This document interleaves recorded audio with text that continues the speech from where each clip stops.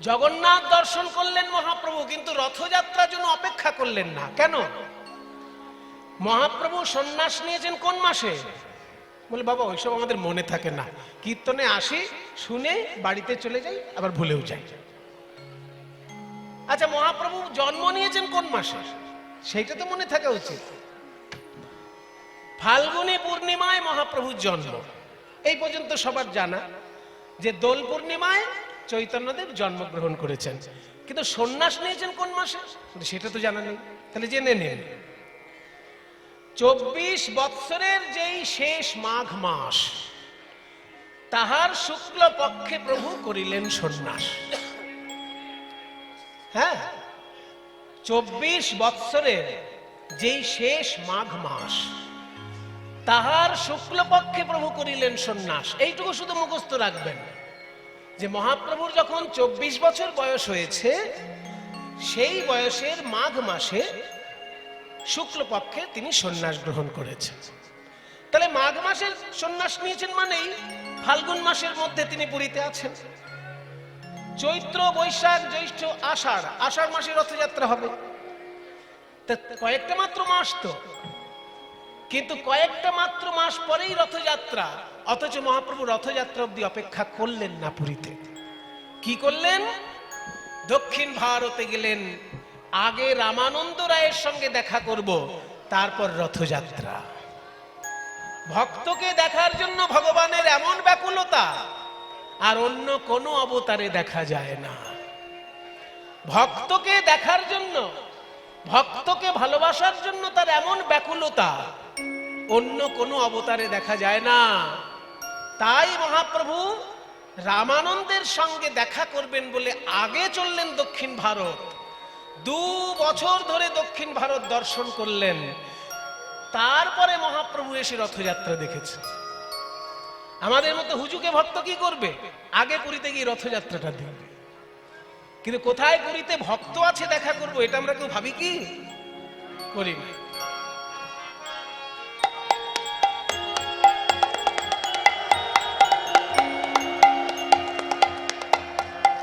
জয় জগন্নাথ স্বামী নয়ন পথগামী ভব তুমে জগন্নাথ পথগামী ভব তুমে। মহাপ্রভু রথযাত্রা অবধি অপেক্ষা করলেন না। কার কাছে পেলেন রামানন্দের খবর? এমন একজন লোকের কাছে পেলেন, তিনি মহাপ্রভুর কাছে খুব মাননীয়। কারণ মহাপ্রভুর যিনি শিক্ষক, তারও শিক্ষক তিনি হচ্ছেন সার্বভৌম ভট্টাচার্য। সার্বভৌম ভট্টাচার্য একটা দৃশ্য দেখে নিমাইয়ের প্রতি তার একটু শ্রদ্ধা কমে গেল। সার্বভৌম ভট্টাচার্য কিন্তু ছোটবেলা থেকে নিমাইকে দেখেনি, ওই পুরীতে যাওয়ার পরেই নিমাইকে দেখেছে। কারণ সার্বভৌম ভট্টাচার্য পুরীর রাজপণ্ডিত ছিলেন। সার্বভৌম ভট্টাচার্য সেই যুগে এত বড় পণ্ডিত, বাংলায় তিনি বিদ্যাকে প্রথম প্রতিষ্ঠা করলেন নবদ্বীপের বুকে, মিথিলা থেকে এনে। আমরা যে আজকাল কলকাতা বিশ্ববিদ্যালয় থেকে পড়াশোনা করি বা পশ্চিমবঙ্গের বিশ্ববিদ্যালয়গুলোতে পড়াশোনা করি, আগেকার দিনে চৈতন্যদেবের যুগে বা চৈতন্যদেবের থেকে 100 বছর আগে মানুষকে ডিগ্রি নিতে বিহারে যেতে হতো। বিহারে মিথিলা বলে একটি জায়গা আছে।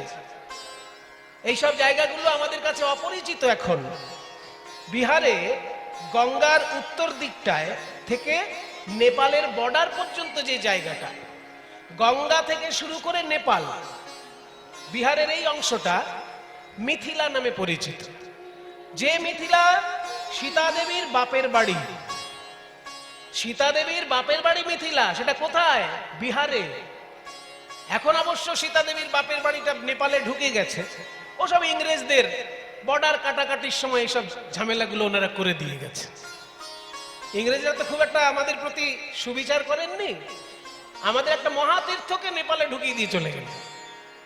সেটা কি? সীতা দেবীর বাপের বাড়ি জনকপুরী।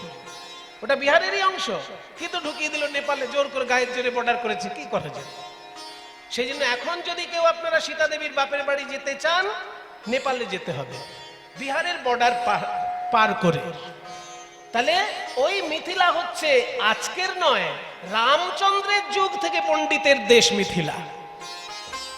মাইক বাড়িও না, খিনখিন করছে। রামচন্দ্রের যুগ থেকে মিথিলা হচ্ছে পণ্ডিতদের দেশ। আর এখন যদি সেই জায়গাগুলো বেড়াতে যান, চোখে জল আসবে। শিক্ষার অবস্থা খুব খারাপ, অর্থনৈতিক অবস্থাও খুবই খারাপ, অত্যন্ত দারিদ্র প্লাবিত এখন ওই এলাকাটা। আমি দুবার ঘুরে এসেছি, সেই জন্য এইসব কথা বলতে পারি। আমি যেটুকু বলি চেষ্টা করি দেখে শুনে এসে বলার। কারণ ওই মিথিলাতেই বিদ্যাপতির জন্মস্থান। যে বিদ্যাপতির পদ না গাইলে কীর্তন জগতে ঠিক ঠিক গান শিখেছে বলে মনে হয় না। যারা ঠিকঠাক কীর্তন শিখবে তাদের দু চারটে বিদ্যাপতির পদ শিখতেই হবে। সেই বিদ্যাপতির জন্মস্থান হচ্ছে মিথিলায়। ওনার জন্মস্থানে প্রণাম করার জন্যই মিথিলায় গিয়েছিলাম আমি। কিন্তু তার আশেপাশে যে পরিস্থিতি দেখলাম, তার থেকে আমরা মনে হয় যেন অনেক সুখে শান্তিতে আছে। আমাদের বাংলায় যতই দুঃখ কষ্ট থাক, অন্তত অতখানি কষ্টে আমরা নেই যে দুঃখ দুর্দশা আমি দেখে এলাম ওইখানকার এলাকায়। কিন্তু এরকম ছিল না। রাজনৈতিক পরিস্থিতিটা দেশের এমন করে দিয়েছে যে ভালো জায়গাটাকে মন্দ করে দিয়েছে, মন্দ জায়গাগুলোকে ভালো করে দিয়েছে। তার মধ্যে মিথিলা একটা। ওই মিথিলায় এমন পড়াশোনা হতো একটা সময়ে, সারা ভারত থেকে ডিগ্রি নেবার জন্য মিথিলায় যেতে হতো। ওই বিহারে নালন্দা বিশ্ববিদ্যালয়ে সারা পৃথিবী থেকে লোক আসতো পড়াশোনা করার জন্য। নালন্দা বিশ্ববিদ্যালয়ে সারা পৃথিবী থেকে লোক আসতো পড়াশোনা করার জন্য। বাঙালিরা যদি বড় পণ্ডিত হতে চাইতো, যেতে হতো তাদের মিথিলায়। সার্বভৌম ভট্টাচার্য এমন মেধাবী মানুষ ছিলেন, উনি মিথিলায় গিয়ে বড় বড় বই একদম মুখস্থ করে ফেললেন। মুখস্থ, চিন্তা করতে পারা যায়? বই একদম অক্ষরে অক্ষরে মুখস্থ করলেন। মুখস্থ করে কি করলেন?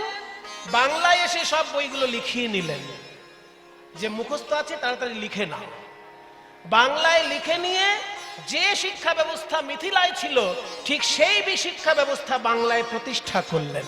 এই হচ্ছে সার্বভৌম। এইসব মানুষকে আমরা মনে রেখেছি? আজকে কটা বাঙালি জানে বাসুদেব সার্বভৌম ভট্টাচার্যের নাম? শিক্ষা ব্যবস্থা মানেই আমরা দুজনকে শুধু মনে রাখি, এক হচ্ছে রাজা রামমোহন রায় আর এক হচ্ছে বিদ্যাসাগর। এই দুজন ছাড়া আর কজনকে আমরা মনে রেখেছি বলুন? কিন্তু বাংলায় শিক্ষা ব্যবস্থা প্রচলনই করলো যে মহাপণ্ডিত, সে হচ্ছে চৈতন্যদেবের শিক্ষকের শিক্ষক, তার নাম বাসুদেব সার্বভৌম। কিন্তু বাংলায় তখন যেহেতু মুসলমানি শাসন, তখনকার দিনে বাংলার নবাব ছিলেন আলাউদ্দিন হোসেন শাহ। সংস্কৃত পণ্ডিতকে উনি অত বেশি গুরুত্ব দিলেন না, তাই আত্মসম্মানে লাগলো বলে তিনি বাংলা ছেড়ে উড়িষ্যায় গেলেন। উড়িষ্যার রাজা তখন সার্বভৌম ভট্টাচার্যকে রাজ পণ্ডিতের আসন দিলেন, যে আপনি এত বড় পণ্ডিত, আপনার দেশ বাংলা আপনাকে সম্মান করেনি, কিন্তু আমি আপনাকে সম্মান করে রাজ পণ্ডিতের আসন দিলাম। সেই সার্বভৌম ভট্টাচার্যের ছাত্র হচ্ছে গঙ্গাদাস পণ্ডিত, আর তার ছাত্র হচ্ছে গৌরাঙ্গ মহাপ্রভু। তাই গৌরাঙ্গ যখন পুরীধামে গিয়েছে, সার্বভৌম ভট্টাচার্যের সঙ্গে দেখা করেছে। সার্বভৌম ভট্টাচার্য দেখলো যে নিমাই যখন সন্ন্যাসী হয়ে বসে আছে, একজন এসে প্রণাম করলো। আর প্রণাম করার সঙ্গে সঙ্গে নিমাই করলো কি, তাকে আশীর্বাদ করে একটা কথা বলল, কৃষ্ণে মতি রাস্তু। তখনকার দিনে আশীর্বাদটাও সংস্কৃত ভাষাতেই দিত লোক। এখন সংস্কৃত বললে বুঝবে না, ওই জন্য বাংলায় বলা হয় তোমার মঙ্গল হোক। এটা এখন আমরা বলে থাকি বাংলায়, কিন্তু সেই যুগে আশীর্বাদটাও সংস্কৃতেই বলা হতো, কৃষ্ণে মতি রাস্তু, মানে কৃষ্ণ চরণে তোমার মতি হোক। এই কৃষ্ণে মতি রাস্তু কথাটা যখনই চৈতন্যদেব বলেছেন, অমনি সার্বভৌম ভট্টাচার্য চিন্তা করলেন, নিমাইয়ের ঠিক ঠিক ব্রহ্মজ্ঞান হয়নি। নিমাই সন্ন্যাসী হয়েছে বটে, কিন্তু সন্ন্যাসীর নিয়ম কানুন জানে না। হুজুকে সন্ন্যাসী হয়ে গেছে। কিছু কিছু লোক থাকে না, হুজুকে বাবাজি হয়ে যায়, বাবাজির আসল জিনিসগুলো জানে না। ওই নিমাই ওই রকম। সন্ন্যাস নিয়েছে, কিন্তু সন্ন্যাসের আসল জিনিসটাই জানে না হয়তো। সন্ন্যাসের আসল জিনিসটা কি না, ব্রহ্মজ্ঞানী সন্ন্যাসী যিনি, তিনি কখনো কোনো দেব দেবতার নামে আশীর্বাদ করবেন না। কারণ ব্রহ্মজ্ঞানী সন্ন্যাসী সকলেই চায়, সবসময় চাইবে যে আমার যেমন ব্রহ্মজ্ঞান উদয় হয়েছে, আমার সামনে যে আসবে তারও যেন ব্রহ্মজ্ঞান উদয় হয়। তাই ব্রহ্মজ্ঞানী সন্ন্যাসী যে হবে, সে অন্য লোককে আশীর্বাদ করার সময় বলবে যে তোমার চৈতন্য হোক, এর বেশি কিছু বলবে না। সে বলবে না যে মা কালীর কৃপা হোক, বা কৃষ্ণের কৃপা হোক, বা রামচন্দ্রের কৃপা হোক। কোন দেবদেবীর নাম নিয়ে সে আশীর্বাদ দেবে না। সে বলবে তোমার ব্রহ্মজ্ঞান হোক। কিন্তু ব্রহ্মজ্ঞান হোক কথাটা বললে অত সহজে তো ব্রহ্মজ্ঞান হয় না। আগে চৈতন্য লাভ হতে হয়, তারপর ব্রহ্মজ্ঞান হয়। সেই জন্য ব্রহ্মজ্ঞানী সন্ন্যাসী যারা, তারা আশীর্বাদ দিয়ে বলবে তোমার চৈতন্য হোক। কিন্তু কই নিমাই তো বলল না তোমার চৈতন্য হোক, নিমাই বলল তোমার কৃষ্ণ পদে মতি হোক। তাহলে সাম্প্রদায়িক সন্ন্যাসী, সন্ন্যাসী সাম্প্রদায়িক হবে কেন? সে তো সম্প্রদায়ের ঊর্ধ্বে থাকবে। পাঁচটা তো সম্প্রদায় নাকি, শাক্ত, শৈব, বৈষ্ণব, সৌর আর গাণপত্য। পাঁচটা সম্প্রদায় সনাতন ধর্মে। যারা শিবের ভক্ত তাদেরকে বলে শৈব, যারা বিষ্ণুর ভক্ত তাদেরকে বলে বৈষ্ণব, যারা শক্তির ভক্ত তাদেরকে বলে শাক্ত, যারা সূর্য দেবতার ভক্ত তাকে বলে সৌর, আর যারা গণেশের ভক্ত তাকে বলে গাণপত্য। এই পাঁচটা হচ্ছে পথ। এই পাঁচটি পথের ঊর্ধ্বে ওঠে সন্ন্যাসী। সেই জন্য কোনো দেবতার নাম নিয়ে সে আশীর্বাদ দেবে না, সে বলবে তোমার চৈতন্য হোক। তাহলে নিমাই কেন বলল তোমার কৃষ্ণ পদে মতি হোক? তার মানে নিমাইয়ের ব্রহ্মজ্ঞান এখনো হয়নি। নিমাইয়ের ব্রহ্মজ্ঞান ঘটাবো আমি। ব্রহ্মজ্ঞান হয় কি করে? ঠিক ঠিক করে উপনিষদ পাঠ করলে। আমাদের বেদের দুটি ভাগ। বেদের প্রথম ভাগকে বলা হয় কর্মকাণ্ড, আর দ্বিতীয় ভাগকে বলা হয় জ্ঞান কাণ্ড। কর্মকাণ্ডে যাগযজ্ঞের বর্ণনা থাকে, আর জ্ঞান কাণ্ডে ব্রহ্মজ্ঞানের বর্ণনা থাকে। ব্রহ্ম কি বস্তু, আমার সঙ্গে ব্রহ্মের কি সম্পর্ক, এগুলো বিশ্লেষণ থাকে বেদের উপনিষদে। তাই নিমাইয়ের এখনো উপনিষদ ঠিক করে পড়া হয়নি। আমি একটু ওকে উপনিষদ শিক্ষা দেব। নিমাই, আমি তোমাকে বেদান্ত শোনাতে চাই। উপনিষদকেই বেদান্ত বলে। আমি তোমাকে বেদান্ত শোনাতে চাই, তুমি শুনবে? গৌর সুন্দর বললেন, আপনার মতন পণ্ডিতের কাছে বেদান্ত শুনবো, এ তোমার সৌভাগ্য। নিশ্চয়ই শুনবো। তাহলে কাল থেকেই শুরু করি। শুভস্য শীঘ্রম। ঠিক আছে, কাল সকালে আমি স্নান করে বসবো, আপনি দয়া করে শোনাবেন। এবার পরের দিন সকালে যখন এই বেদান্ত শুরু করেছেন সার্বভৌম ভট্টাচার্য, সবাই একটু হাত জোড় করে বসুন। আমি একটু বেদান্ত থেকে পাঠ করব। শুনে রাখুন এই কথাগুলো। বিশ্ব ব্রহ্মাণ্ডে ধর্ম অনেকগুলো, কিন্তু সব থেকে প্রাচীন ধর্ম আমাদের সনাতন ধর্ম। এটা আমাদের অহংকারের বিষয়। ইসলাম ধর্ম ১৫০০ বছর আগে তৈরি হয়েছে। তার আগে ইসলাম ধর্ম বলে কিছু ছিল না। খ্রিস্টান ধর্ম ২০০০ বছর আগে তৈরি হয়েছে। তার আগে খ্রিস্টান ধর্ম বলে কিছু ছিল না। বৌদ্ধ ধর্ম ২৫০০ বছর আগে তৈরি হয়েছে। তার আগে বৌদ্ধ ধর্ম বলে কিছু ছিল না। কিন্তু তার থেকেও হাজার হাজার বছর প্রাচীন এই বেদ, এই বেদান্ত, এই মুনি ঋষির শাস্ত্র ওই বৌদ্ধ ধর্মের থেকেও প্রাচীন। আর বৌদ্ধ ধর্ম মুসলমান আর খ্রিস্টান ধর্মের থেকেও প্রাচীন। তাই বেদ আর বেদান্ত, বেদের প্রথম দিকে থাকে যাগযজ্ঞের বর্ণনা, আর শেষের দিকে থাকে ব্রহ্মতত্ত্ব বর্ণনা। সেইটাকে বেদান্ত বলে। বেদের অন্ত, তাই বেদান্ত। সেখান থেকে আমি একটু পাঠ করব, আপনারা একটু হাত জোড় করে বসুন। ওম শৃণ্বন্তু বিশ্বে অমৃতস্য পুত্রাঃ আয়ে ধামানি দিব্যানি তস্থু বেদাহমেতং পুরুষং মহন্তম আদিত্যবর্ণং তমসো পরস্তাদ তমেব বিদিত্বা অতিমৃত্যুমেতি নান্যঃ পন্থা বিদ্যতে यनाय ईशावास्यमिदं सर्वं यत् किञ्च जगत्यां जगत् तेन त्यक्तेन भुञ्जीथाः मा गृधः कस्य स्वीद्धनम् ॐ अपाणिपादो जबनो गृहीता पश्यत्य चक्षुः श्वश्नोत्यकर्णः स वेत्ति वेद्यं न हि तस्य वेत्ता तमाहुरग्र्यं पुरुषं पुराणम्। আর শোনাবো না। আমি ভেবেছিলাম একটু উচ্চ মানের কিছু শাস্ত্র কথা বলবো, কিন্তু এইখানকার শ্রোতার যা পরিস্থিতি দেখছি আমি বেশি কিছু বলবো না, উচ্চমানের কিছু বলবো না, সব হালকা ধরনের কথা বলবো। না না, এটা আমি বলছি না আপনাদেরকে, এটা সার্বভৌম ভট্টাচার্য নিমাই পণ্ডিতকে বলছে। আমি কি বলতে পারি আপনাদেরকে? হয়তো আপনাদের মধ্যে দেখা যাবে এমন কোন জ্ঞানী পণ্ডিত বসে আছেন যিনি আমার থেকে অনেক কিছু জানেন, হয়তো লোকের মধ্যে প্রচার নেই তার, কিন্তু তিনি বসে আছেন। ওই জন্য কীর্তনিয়া গান গাইতে এসে কখনোই ভাববে না যে আমার সামনে যারা আছে সব গরু, কোনোদিন ভাববে না। কারণ সামনে যারা আছে তাদের মধ্যে এমন পণ্ডিত থাকতে পারে যে তোমাকে একদম ধুয়ে কাপড় পরিয়ে দিতে পারে। সেই জন্য আপনাদের মধ্যে এমন কেউ থাকতেই পারেন যে অনেক পড়াশোনা করেছেন, অনেক জ্ঞান অর্জন করেছেন। জ্ঞান অর্জন যদি নাই করে থাকেন, ভালো সাধু সঙ্গ করেছেন। রামকৃষ্ণদেব কি পড়াশোনা জানতো? কিন্তু সেই যুগের পণ্ডিতদেরকে তিনি একদম মাথার ঘাম ছুটিয়ে দিয়েছিলেন। কাজে পড়াশোনা জানলেই যে সে যে ব্রহ্মজ্ঞানী হবে তার কোনো মানে নেই। পড়াশোনা না জানলেও লোকে ব্রহ্মজ্ঞানী হতে পারে। আমি আপনাদেরকে বলছি না, সার্বভৌম বলছেন নিমাইকে যে নিমাই, অনেক ব্রহ্মজ্ঞানের কথা বলবো ভেবেছিলাম, কিন্তু তোমার অবস্থা দেখে আমার বলতে ইচ্ছে করছে না। কেন পণ্ডিত মশাই? আর কেন?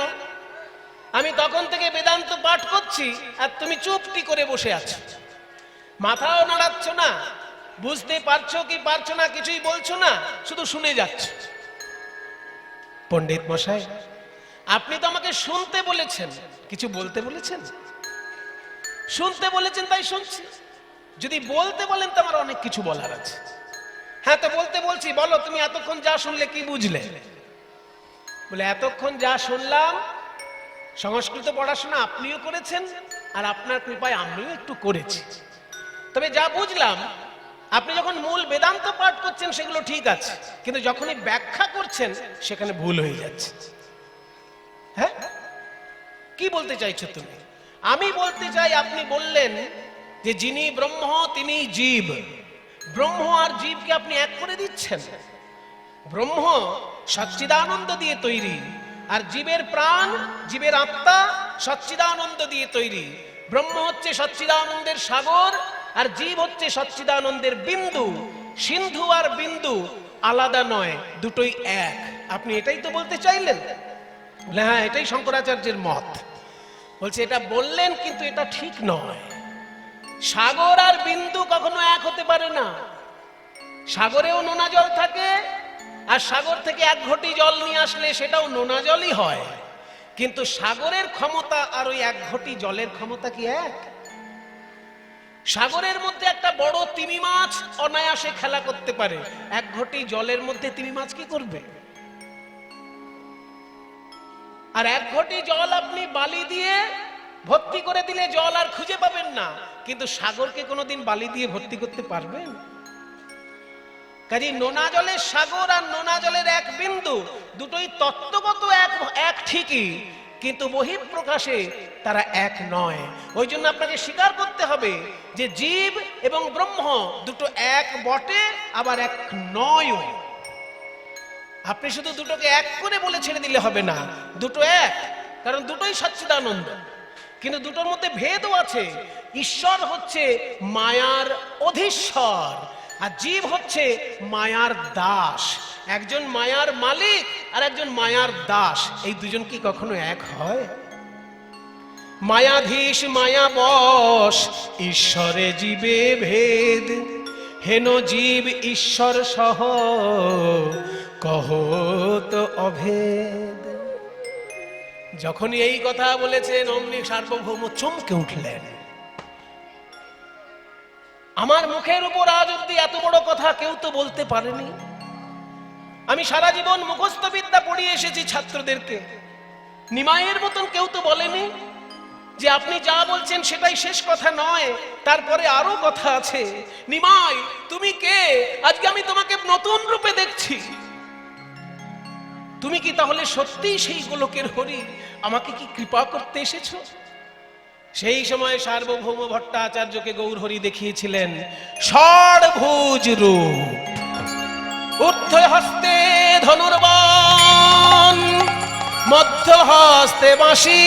ঊর্ধ্ব হস্তে ধনুর্বাণ, মধ্য হস্তে বাঁশি। কলিতে গৌরাঙ্গ লীলা বড়ই ভালোবাসি। কলিতে গৌরাঙ্গ লীলা বড়ই ভালোবাসি। কলিতে গৌরাঙ্গ লীলা বড় ভালোবাসি। উপরের হাতে ধনুর্বাণ রামচন্দ্র রূপ, মাঝখানের দুটি হাতে বাঁশি কৃষ্ণ রূপ, আর নিচের দুটি হাতে দণ্ড আর কমণ্ডলু গৌরাঙ্গ রূপ। এই ষড়ভুজ মূর্তি দর্শন করালেন সার্বভৌমকে। সার্বভৌম হাত জোড় করে সেদিন স্তব পাঠ করেছিলেন।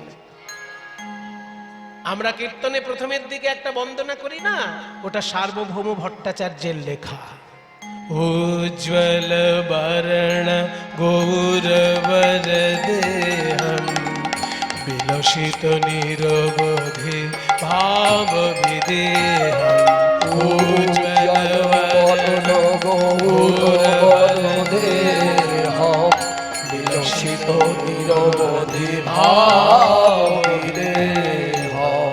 এই বন্দনা আপনারা সব কীর্তনিয়ার মুখেই শুনবেন, কিন্তু লেখাটা কার? গৌরাঙ্গ মহাপ্রভুর শিক্ষকের শিক্ষক সার্বভৌম ভট্টাচার্য।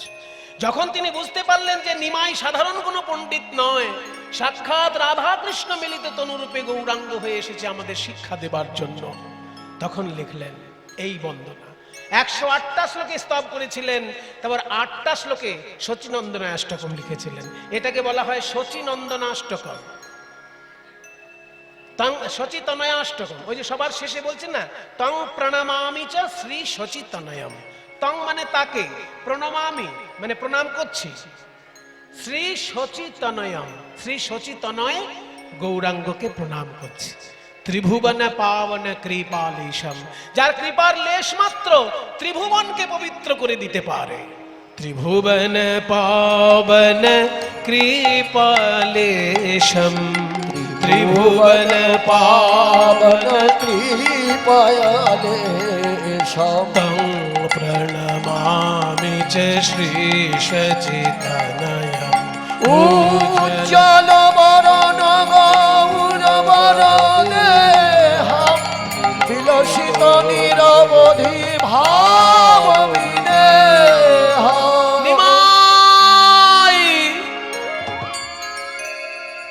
বাঁশিটা বাড়াও, কি করে রেখেছো? কমাতে বলেছি তো একদম মাটিতে মিশিয়ে দিয়েছো, বাড়াও। হ্যাঁ ঠিক আছে। নিমাই আমি তোমাকে আঘাত দিয়েছি নিমাই। আমি ভেবেছি তুমি পড়াশোনা ভালো করে করনি, তাই তোমাকে বেদান্ত শোনাতে গেলাম। শেষকালে দেখলাম তুমি এতটা বেশি বুঝেছো, আমিও তোমার মতন বুঝে উঠতে পারিনি। নিমাই আমি বুড়ো মানুষ, আমি তোমাকে ঠিক চিনতে পারিনি, কিছু মনে করো না। তবে তোমাকে আমি একটা সন্ধান দিতে পারি। দক্ষিণ ভারতে একজন ভক্ত আছে, তার নাম রামানন্দ রায়। সে অনেক গভীর কৃষ্ণ তত্ত্ব কথা জানে। আমার সামনে 2-4 বার বলতে চেষ্টা করেছে, আমি ওসব পাত্তা দিইনি। ওই কৃষ্ণ ভক্তির কথাগুলো বোকা লোকের কাজ, এই ভেবে আমি ওদেরকে সবসময় এড়িয়ে গেছি। কিন্তু আজকে আমি বুঝতে পেরেছি যে কৃষ্ণ ভক্তির কথা বোকা লোকের কাজ নয়। তুমি আনন্দ পাবে ওই রামানন্দের সঙ্গে যদি একবার দেখা করো। আমি তোমার সঙ্গে তর্ক করে খোঁচা দিয়ে দিয়ে তোমার বুকে ঘা করে দিয়েছি, কিন্তু সেই ঘায়েতে মলম দেবার মতো ক্ষমতা আমার নেই। মলম যদি কেউ দিতে পারে, প্রলেপ যদি কেউ দিতে পারে, তার নাম রামানন্দ রায়। তুমি দক্ষিণ ভারতে যাবে, আমি যে কষ্ট তোমায় দিয়েছি তোমার সঙ্গে তর্ক করে, ওই কষ্ট দূর হবে রাধা কৃষ্ণের তত্ত্ব শুনে রামানন্দের কাছে। এই যে সার্বভৌম বলে দিলেন একবার রামানন্দের নাম, এর আগে কিন্তু মহাপ্রভু রামানন্দের নাম শোনেননি। ওই রামানন্দের নাম শোনার সঙ্গে সঙ্গে মহাপ্রভু ভাবলেন, আগে আমি রামানন্দের সঙ্গে দেখা করব, তার মুখে কৃষ্ণ তত্ত্ব শুনবো, তারপর আমি রথে জগন্নাথকে দেখব। আগে আমি রথযাত্রা দেখব না, আগে আমার কাছে ভক্ত, তারপর ভগবান। তাই মহাপ্রভু দক্ষিণ ভারতে চললেন। কৃষ্ণ কেশব কৃষ্ণ কেশব কৃষ্ণ কেশব পাহি মাম, রাম রাঘব রাম রাঘব রাম রাঘব রক্ষ মাম। কৃষ্ণ কেশব কৃষ্ণ কেশব কৃষ্ণ কেশব পাহি মাম, রাম রাঘব রাম রাঘব রাম রাঘব রক্ষ মাম। কৃষ্ণ কেশব কৃষ্ণ কেশব কৃষ্ণ কেশব পাহি মাম, কৃষ্ণ কেশব কৃষ্ণ কেশব পাহি মাম, রাম রাঘব রাম রাঘব রাম রাঘব রক্ষ মাম। রাম রাঘব রাম রাঘব রাম রাঘব রক্ষ মাম। হে কৃষ্ণ করুণা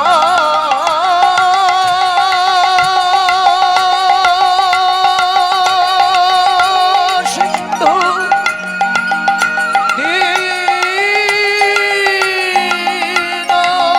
দীনবন্ধো জগৎপতে,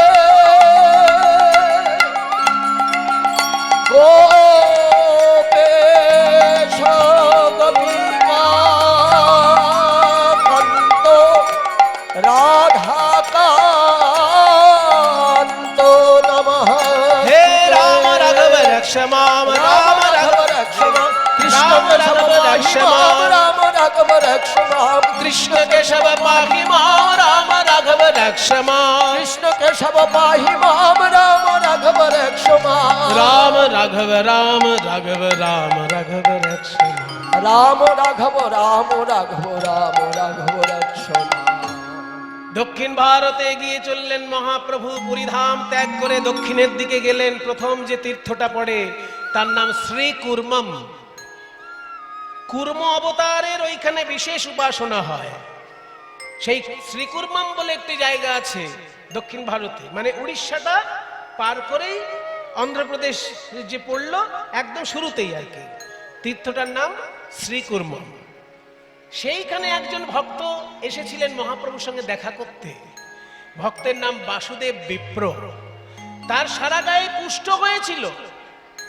কৃষ্ণ ভক্ত কিন্তু গায়ে কুষ্ঠ। তিনি আবার এতটাই কৃষ্ণ ভক্ত যে ওই কুষ্ঠ রোগের জন্য কোনো ওষুধ খেতেন না। কারণ ওষুধ খেলে যদি পোকাগুলো মরে যায়, ঘায়েতে পোকা হয়ে গেছে, সেই পোকা যদি মরে যায় সেই জন্য ওষুধও খেতেন না। গা থেকে যদি পোকা মাটিতে পড়ে যায়, সেই মাটি থেকে পোকাটাকে তুলে আবার ঘায়ের উপর বসিয়ে দেয়। এইরকম ভক্ত কোথাও পাবেন? এইরকম ভক্তের সঙ্গে দেখা হয়েছিল মহাপ্রভু। মহাপ্রভু অবাক হয়ে যাচ্ছে যে কিরকম ভক্ত, যে ঘা থেকে পোকাটা মাটিতে পড়ে যাচ্ছে আর সেই পোকাটাকে আবার তুলে নিজের ঘায়ে বসিয়ে দিচ্ছে। লোকে জিজ্ঞেস করছে, এই সর্বনেশে কাজ করছে, তুমি তো দুদিনেই মরে যাবে, কেন এরকম করছো? তখন তিনি বললেন, আমার তো গায়ে কুষ্ঠরোগ হয়েছে, আমার এই দেহ তো কৃষ্ণ সেবায় লাগলোই না, তো কৃষ্ণ সেবায় যখন লাগলো না, আমার এই দেহটা অন্তত জীবের সেবায় লাগুক। তাই পোকাটা যদি আমার দেহ খেয়ে আনন্দে থাকে, ওই আনন্দ পাক, আমার দেহ তো কৃষ্ণ সেবায় লাগলো না। এই এত বড় কথা শুনে মহাপ্রভু সেই বাসুদেবকে বুকে জড়িয়ে ধরলেন, আর মহাপ্রভুর কৃপায় তার কুষ্ঠ রোগ দূর হয়ে গেল। রাম রাঘব রাম রাঘব রাম রাঘব রক্ষ মাম, রাম রাঘব রাম রাঘব রাম রাঘব রক্ষ মাম। কৃষ্ণ কেশব পাহি মাম, রাম রাঘব রক্ষ মাম। কৃষ্ণ কেশব পাহি মাম, রাম রাঘব রক্ষ মাম। আরো কিছুটা এগিয়ে গেলেন মহাপ্রভু, যেই জায়গাটির নাম হচ্ছে জিয়ড় নৃসিংহ ক্ষেত্র। মায়েরা, আপনারা ভক্ত প্রহ্লাদের জীবনী শুনেছেন। ভক্ত প্রহ্লাদকে পাহাড় থেকে ফেলে দিয়েছিল না হিরণ্যকশিপু? যে পাহাড় থেকে ফেলে দিয়েছিল সেই পাহাড়েই পরবর্তীকালে প্রহ্লাদ গিয়ে মন্দির করিয়ে দিয়েছিল নরসিংহদেবের। আর সেই পাহাড়টার নতুন নাম হয়ে গেছিল নৃসিংহাচলম। নৃসিংহ অচলম, অচল মানে পর্বত, নৃসিংহ মানে নরসিংহ, নরসিংহ দেবের নামে পর্বত নৃসিংহাচলম। পরবর্তীকালে দন্তের নয় রিকার বাদ গেল, সিংহাচলম হয়ে গেল। পরে আবার হটাও বাদ চলে গেল, সীমাচলম এখনকার দিনে বলে।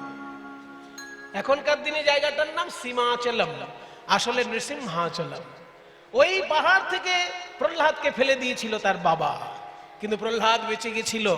পরবর্তীকালে যখন প্রহ্লাদ মন্দির করে দেয়, সেই মন্দির এখনো আছে। মহাপ্রভু ওই মন্দিরে প্রণাম করলেন। আপনারাও যদি দক্ষিণ ভারত বেড়াতে যান, আপনারা দেখবেন, আমি দর্শন করে এসেছি ওই মন্দির।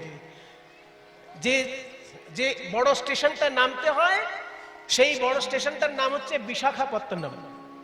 দক্ষিণ ভারতে যেতে গেলে দেখবেন একটা বড় স্টেশন আছে বিশাখাপত্তনম।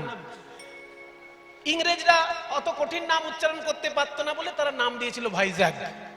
ওই জন্য সবাই এখন ভাইজ্যাগ বলে। ইংরেজদের শেখানো না ভাইজ্যাগ, আসলে ভাইজ্যাগ তো নয়, কথাটা হচ্ছে বিশাখাপত্তনম। বিশাখা, বিশাখা নয়, ক্ষয় আকার হবে না, শুধু খ। এবার যেহেতু সাউথ ইন্ডিয়া উচ্চারণ, তো সেজন্য একটু অকারটা আকারের মতন শোনায় আর কি। বিশাখাপত্তনম কথাটা হচ্ছে বিশাখ, বিশাখা নয়। বিশাখ আর বিশাখা আলাদা জিনিস। বিশাখা হচ্ছে রাধারানীর এক সখী, ললিতা বিশাখা। আর বিশাখ আকারটা যদি বাদ দেন, তার মানে হবে কার্তিক ঠাকুর। কার্তিক ঠাকুরের এক নাম বিশাখ। যেহেতু ওই তীর্থটা কার্তিক ঠাকুরের পুজোর বিশেষ তীর্থ, ওই জন্য তীর্থটার নাম বিশাখাপত্তনম। এবার ইংরেজরা ওসব উচ্চারণ করতে পারতো না বলে তারা ভাইজাগ ভাইজাগ ভাইজাগ এরকম একটা নাম দিয়ে দিয়েছিল। সেই বিশাখাপত্তনম স্টেশনে নেমে একটু উল্টে আসতে হয়, সীমাচলম বলে একটা নতুন ছোট স্টেশন আছে। ওই পর্যন্ত ট্রেন যেতে পারে, কিন্তু বাস উপরে যাবে না। বাস গিয়ে পাহাড়ের নিচে নামিয়ে দেবে। তারপর সরকারি বাস আছে, পাহাড়ের নিচে থেকে উপরে নিয়ে যাবে। ওখানে সরকারি আলাদা বাস আছে, যেগুলো পাহাড়ের উপরে একদম মন্দির পর্যন্ত নিয়ে যায়। সেই বাসে গিয়ে একদম মন্দিরে পৌঁছে যাবেন, নরসিংহ মন্দির। যে পাহাড় থেকে প্রহ্লাদকে ফেলে দিয়েছিল সেই পাহাড়টা। মহাপ্রভু ওখানে প্রণাম করেছিলেন, তার পদচিহ্ন ওখানে পূজিত হচ্ছে। সেইখানে নরসিংহদেবকে প্রণাম করার পর আর মহাপ্রভু পিছন ফিরে তাকালেন না, দক্ষিণ ভারতে চললেন গোদাবরী নদীর তীরে রামানন্দ রায়ের সঙ্গে দেখা করার জন্য। নাচিতে নাচিতে গেলা গোদাবরী তীরে, নাচিতে নাচিতে গেলা গোদাবরী তীরে। জয়নিতাই রামানন্দ প্রসঙ্গ আমরা শুনছি। এই রামানন্দ প্রসঙ্গটা বাংলা সাহিত্যে খুব উচ্চ সাহিত্যের একটা ব্যাপার। যারা বাংলা নিয়ে এমএ পড়ে, তাদের এটা সাবজেক্টের মধ্যে পড়ে। কলেজে, ইউনিভার্সিটিতে যারা বাংলা এমএ পড়ছে, তাদের পড়তে হয় চৈতন্য চরিতামৃতের রামানন্দ সংবাদ। কাজে এখানে আপনারা যারা গান শুনছেন, যদি এমএ পাস কেউ নাও করে থাকেন, এমএ পাসের জিনিস আজকে আলোচনা হবে। সবাই কি আর এমএ পাস করবে না? হয়তো করেননি, অনেকেই আছেন এমএ পাস করেননি, কিন্তু বাংলা এমএ যেটা পড়ানো হয় তার একটা সাবজেক্ট আজকে আলোচনা হবে। সেইটার নাম হচ্ছে রামানন্দ মিলন প্রসঙ্গ। কোন জায়গায় পাবেন খুঁজে? যদি বাড়িতে গিয়ে কেউ খুঁজতে চান, বাড়িতে চৈতন্য চরিতামৃত যদি থাকে, চৈতন্য চরিতামৃত 3 ভাগে বিভক্ত, আদিলীলা, মধ্যলীলা আর অন্তলীলা। ওই মধ্যলীলার মধ্যে 8 নম্বর অধ্যায়টায় এই প্রসঙ্গ আপনারা খুঁজে পাবেন। মধ্যলীলার 8ম অধ্যায়ে এই প্রসঙ্গের বর্ণনা আছে। নাচিতে নাচিতে গেলা গোদাবরী তীরে, নাচিতে নাচিতে গেলা গোদাবরী তীরে। গোদাবরী দেখি প্রভু যমুনা শরণ করে, গোদাবরী দেখি প্রভু যমুনা শরণ করে। গোদাবরী নদী দেখে মহাপ্রভু ভাবছেন, এই তো আমার যমুনা পেয়ে গেছে।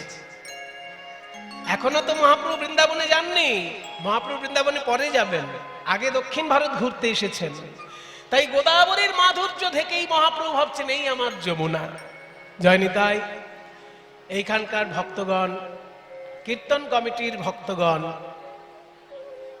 আপনাদের কাছে ভিক্ষা করে এত বড় অনুষ্ঠান করছেন। ওনারা ভিক্ষার আঁচল নিয়ে আপনাদের কাছে যাচ্ছেন। যে যেমন পারবেন প্রাণ ভরে গৌর গোবিন্দ সেবায় দান করবেন। গোবিন্দ সেবার উদ্দেশ্যে যদি কেউ মন দিয়ে কিছু দান করে, সেই দান আপনারা কেমন ভাবে যে ফেরত পাবেন সেটা ভাবতেও পারবেন না।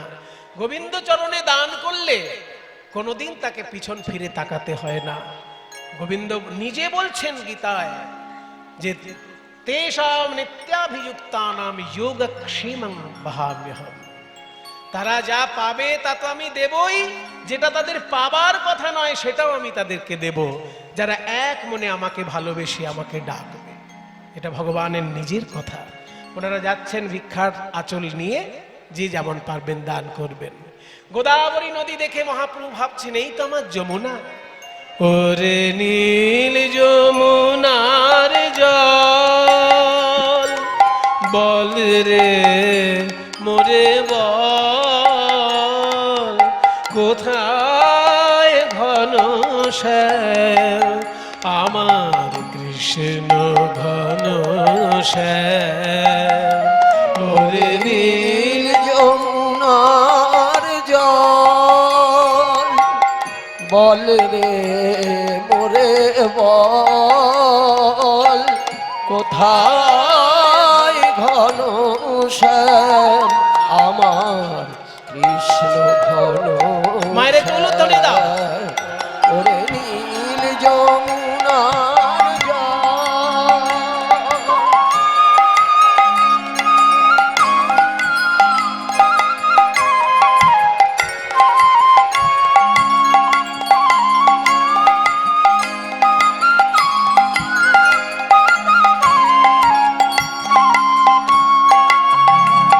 আমি বহু আশায় বুক বেঁধে যে এলাম ব্রজধাম আমার কৃষ্ণ ঘন শ্যাম। ওরে নীল যমুনার জল বল রে মোরে বল, কোথায় ঘন শ্যাম আমার কৃষ্ণ ঘন শ্যাম। ওরে নীল যমুনার জল। কোন কুলে কোন বনের মাঝে আমার কানুর বেনু বাজে, বাজে বৃন্দাবনে, বাজে বৃন্দাবনের কোন পথে তার নূপুর অবিরাম।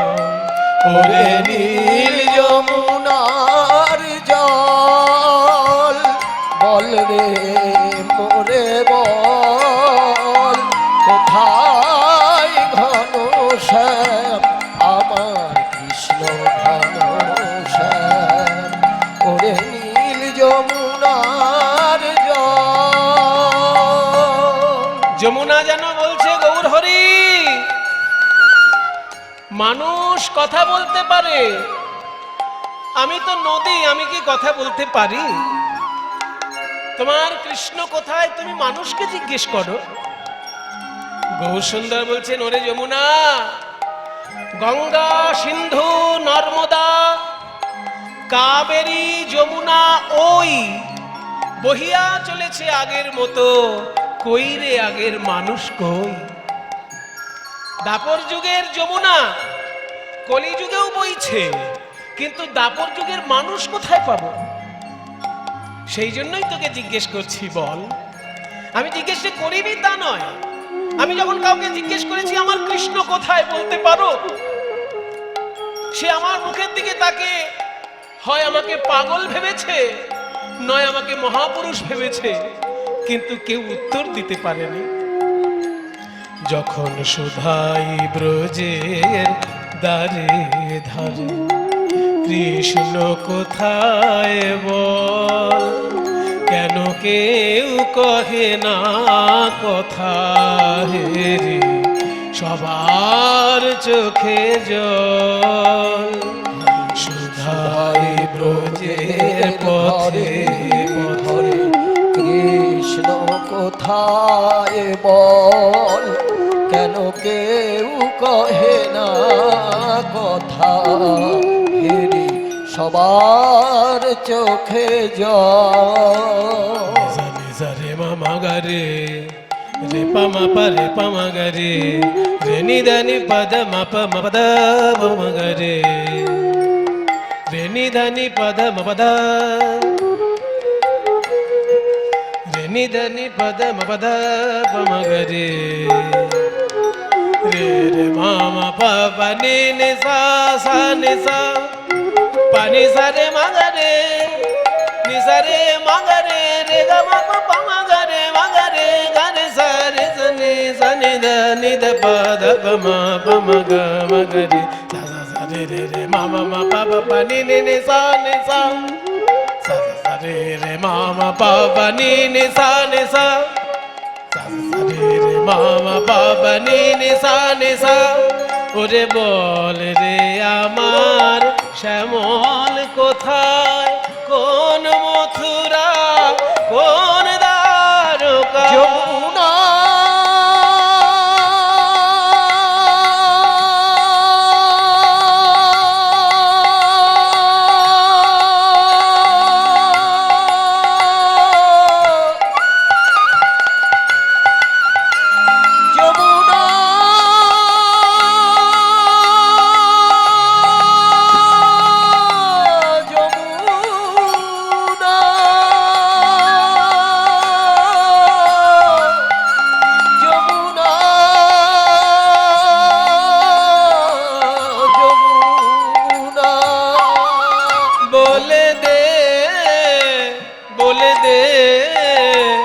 বলে দে রে যমুনা, বলে বল রে আমার শ্যামল কোথায়, কোন মথুরায় কোন দ্বারকা, আমি কোথায় গেলে শুনতে পাবো রাধা রাধা রাধা, কোথায় গেলে শুনতে পাবো রাধা রাধা নাম আমার কৃষ্ণ ঘন শ্যাম।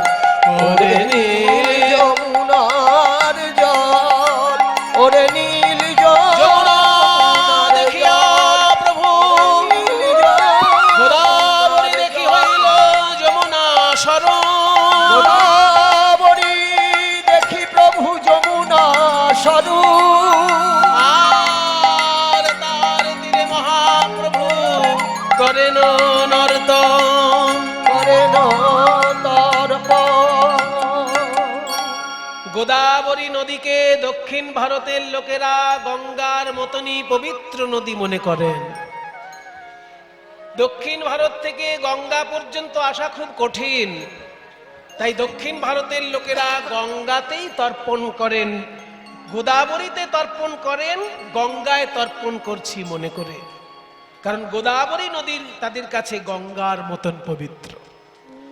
তাই লোককে জিজ্ঞাসা করলো কোথায় স্নান করলে ভালো হবে, সেইখানকার স্থানীয় লোক বলল প্রভু আপনি এপারটায় স্নান না করে ওই দিকে চলে যান, গোদাবরী নদী পার হয়ে গিয়ে স্নান করুন। বলে কেন? গোদাবরী নদী পার হলেই একটা তীর্থ পাবেন, ওখানে গৌতম মুনি তপস্যা করেছিলেন অনেক বছর, সেইখানে স্নান করলে পুণ্য বেশি হয়। তাই নাকি? মহাপ্রভু তখন গোদাবরী নদী পার হয়ে গিয়ে ওই গৌতম মুনি যেখানে তপস্যা করেছিলেন সেই জায়গাটায় মহাপ্রভু স্নান করেছেন, স্নান করে অপেক্ষা করছেন ভক্তের দেখা পাবেন বলে। আর এমন সময় সেইখানে রামানন্দ রায় আসেন পালকি চড়ে, কারণ ওই এলাকার রাজা ছিলেন রামানন্দ রায়। হেনকালে আইলা তথায় রামানন্দ রায়, হেনকালে আইলা তথায় রামানন্দ রায়, হেন কালে আইল তথায় রামানন্দ রায়, হেন কালে আইলা তথায় রামানন্দ রায়, সঙ্গীগণ সঙ্গে আইলা বাজনা বাজায়, সঙ্গীগণ সঙ্গে আইলা বাজনা বাজায়, সঙ্গীগণ সঙ্গে আইলা বাজনা বাজায়, সঙ্গীগণ সঙ্গে আইলা বাজনা বাজায়, সঙ্গীগণ সঙ্গে আইলা বাজনা বাজায়, কিবা সঙ্গীগণ সঙ্গে আইলা বাজনা বাজায়। বলে এলো রামানন্দ, রামানন্দ ওর ধরে না আনন্দ, এলো রামানন্দ, ধরে নাই আনন্দ, এলো রামানন্দ, প্রভুর ধরে নাই আনন্দ, এলো রামানন্দ, প্রভুর ধরে নাই আনন্দ, হাই উদয় হলো প্রেমানন্দ, ধরে নাই আনন্দ হলো প্রেমানন্দ, উদয় হলো আনন্দ, উদয় হলো প্রেমানন্দ, প্রভুর ধরে নাই আনন্দ, উদয় হলো আজ প্রেমানন্দ, এলো রামানন্দ। ওই সঙ্গীগণ সঙ্গে করি বাজনা বাজায়, এলো সঙ্গীগণ সঙ্গে করি বাজনা বাজায়। মহাপ্রভুর সঙ্গে যে পার্ষদ ছিলেন তার নাম কালা কৃষ্ণ দাস। কালা কৃষ্ণ দাস সে বলছে, প্রভু ওই দেখুন এই এলাকার রাজা যিনি তিনি এসেছেন পালকি করে। তখন পালকি বাহকগণ রামানন্দ রায়কে এনেছেন গোদাবরী তীরে। বলো বলো বিদ্যানগর অধিপতি রাজাধিরাজ রামানন্দ রায় কি, বিদ্যানগর অধিপতি রাজাধিরাজ রামানন্দ রায় কি, বিদ্যানগর অধিপতি রাজাধিরাজ রামানন্দ রায় কি।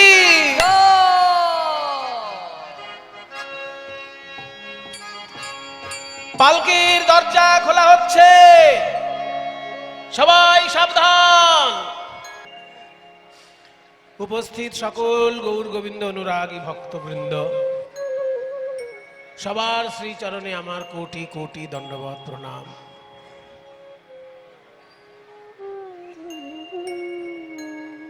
আজ আমরা সকলে সমবেত হয়েছি এই ভুবন মঙ্গল হরি সংকীর্তনের রস আস্বাদন করার জন্য। বহু দূর দূর থেকে আজকে আপনারা সকলে এক জায়গায় হয়েছেন। আজকে কীর্তনে যিনি বিশেষভাবে সহযোগিতা করেছেন,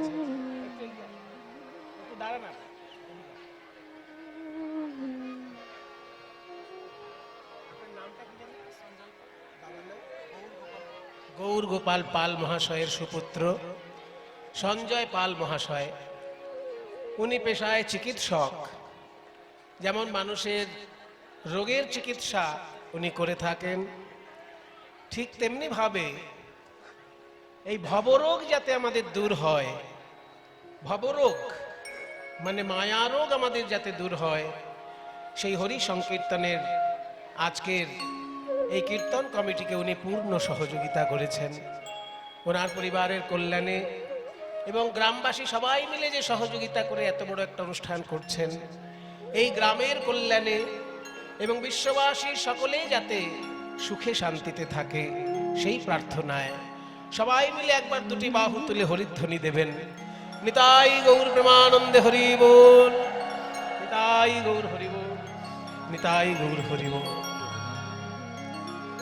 মহাপ্রভুর যারা জীবনী লেখক ছিলেন তাদের মধ্যে একজন চিকিৎসকও ছিলেন। তিনি মহাপ্রভুর ডাক্তার ছিলেন, তার নাম মুরারি গুপ্ত।